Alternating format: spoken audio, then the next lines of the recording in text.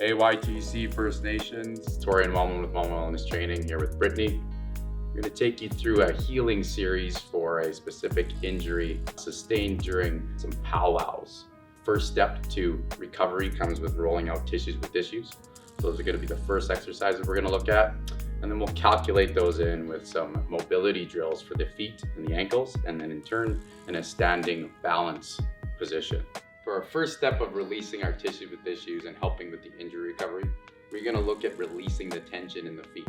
Obviously, every single day we are using our feet, walking, moving. You can imagine how much more demands, pressure, and inflammation can happen when you are doing powwow dancing. So we're going to use a cross ball or a hockey ball of some sort, placing it on the ground. We are going to use leverage of some type of a ledge, and from that said position, we are going to put most of our weight and emphasis into the ball, rotating from our heel all the way up into our big toe. And we'll make our way out to our pinky toe and come down in that triangle formation as we're going through these release techniques. The key for us is to keep the weight down the center of our body as opposed to having it extended out in an aggressive tone, so we can actually break down those adhesions and those problems. We take a larger item, cover more of a surface area in a bigger position. We're scraping at the ankle joint, trying to slightly readjust it, or passively put it back in alignment. Usually if you've had an ankle injury, it's offset. If you want to be more calculated, you could use some type of a wand, some type of a stick, go after the actual insertion, and come up the side of the shin. Okay, you make a mental note where it hurts the most, and then from there, maybe I change the stimulation. I can change it into a lateral one, or I can start moving my ankles and my toes. A collection of both is usually best to help you release properly.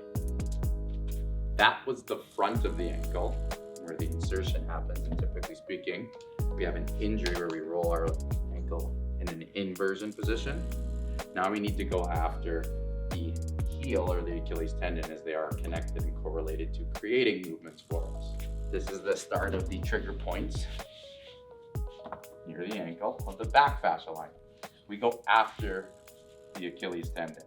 Now it's not enough for us to do compression with both legs kind of balanced. We need a little bit more compressive power in which to make a difference. So we'll cross the legs on top of one another.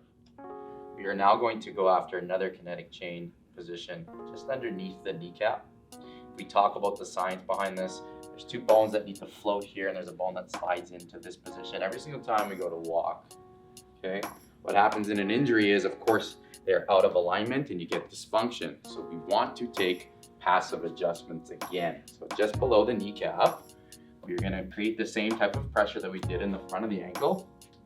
And the same idea, I'm going to shake a bit, and then I'm going to drop my hips from side to side to floss around the tissues that sit into the shin bone and the connective points of the knee. Usually if I have an ankle sprain, something is being dysfunctional near the knee as well. And every single time you go to take a step, that's where you're feeling that pain cessation or that hesitation to move. So we want to release this area as well. I'm going to get into what is called a side profile. And again, I'm not worried about a vertical smash, as we call it. Rather, I'm going to pin behind it. And if I need leverage, I can use my hands. I can also use my feet as a guide. And I'm going to, again, cause some type of vibration or shake. Okay. From this said shake, maybe I floss around that said joint position. Okay. And then finally, after I've created that and I've warmed up that whole section, I can now start maneuvering my ankle joint around. If you've had an ankle injury, or if you typically express posture and turn your feet out like this will hurt a lot. But again, necessary in which to get that range of motion around the ankle joint again, and to learn my footprint and stay balanced so I don't end up with injuries over and over again.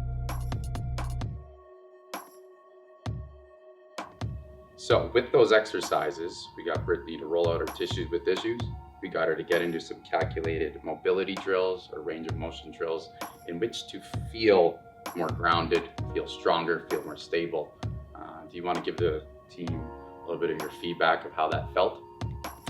It was really foreign at first. I wasn't too sure what to do, but I'm sure if I continue, it will all work out.